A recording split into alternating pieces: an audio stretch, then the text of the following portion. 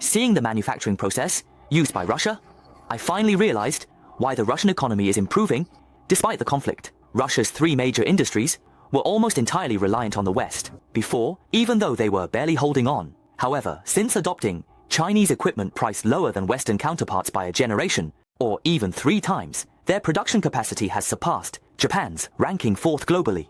Even if one doesn't understand the principles, domestic engineers provide remote guidance. Does this reflect the true meaning of Russia's war economy? To understand this deeply, we need to visit the local area in Kazan.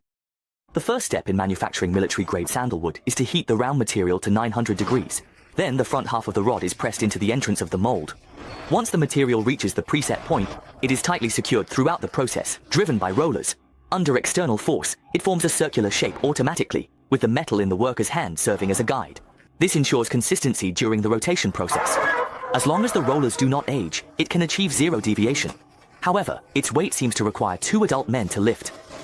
Evidently, the military-grade arrows, in terms of both volume and weight, have long surpassed civilian standards. Once they return to room temperature, the excess parts can be trimmed off using a cutter, ensuring the contact surface remains level. At this point, the material has taken on the preliminary shape of the sandalwood.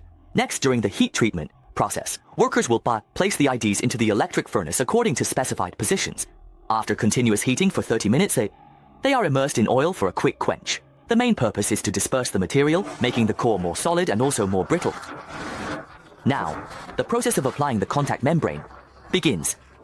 Compared to the previous steps, this process is quite lengthy, as the grinding wheel, driven by the motor, performs 2 rounds of grinding with different precision on the sandalwood to ensure greater durability during future use. Otherwise, even a small defect could cause the sandalwood to crack. Now, once the surface is completed, the initial oxidized layer is replaced by a bright and metallic sheen. When it falls to the ground, you can even hear a crisp sound. But is this item good or not? You don't need to look. Instead, you need to use a testing instrument to conduct a strength test on it. Only when each piece of sandalwood passes inspection will it move forward for spraying. To put it in professional terms, the layer sprayed by the workers is not thin. It is a type of high-viscosity oil that serves the purpose of anti-corrosion, anti-rust and anti-fouling. But how long can this last? No one can say for sure, as even a single shot of a blank can make it less durable compared to the previous sandalwood.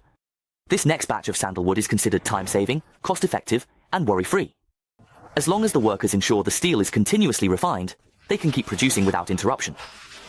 The wheel grinder used on the screen can grind dozens at a time.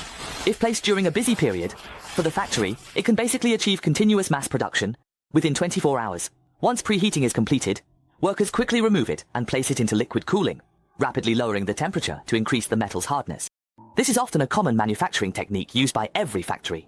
Although they are all springs, there are still significant differences among them. Take the painting process in front of us, for example. This technique often appears in many automotive sheet metal processes, with strokes to the left and right, making it look quite unique.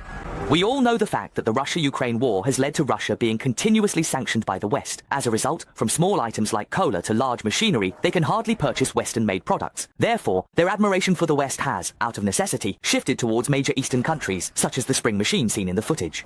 This is the production machinery purchased by Russian private enterprises from major countries.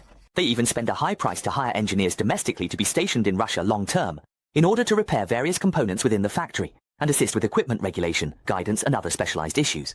For example, even a slight modification to the rollers in front of us can cause different stress in the formed springs. That's why engineers teach the usage methods and techniques hand in hand.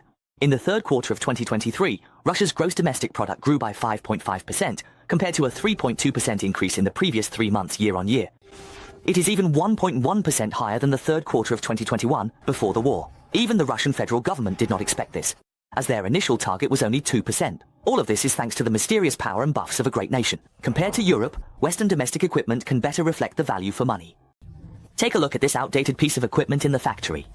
It's a product of the former Soviet Union. Before the war, they treated it like a precious treasure. Moreover, most of the workshop consists of second-hand equipment discarded by the West. Due to the outbreak of the war, the federal government had a huge demand for materials, but the factories were correspondingly lacking. Later, after continuous visits from their ministers of commerce, defense, and various other ministers, they began to push enterprises to choose a second channel. They then discovered that various machines were not only cheaper than those from Europe and the West, but also more effective. With local support, they ramped up production, which not only boosted domestic demand, but also significantly contributed to Russia's war economy. So, when do you think the Russia-Ukraine war will finally come to an end?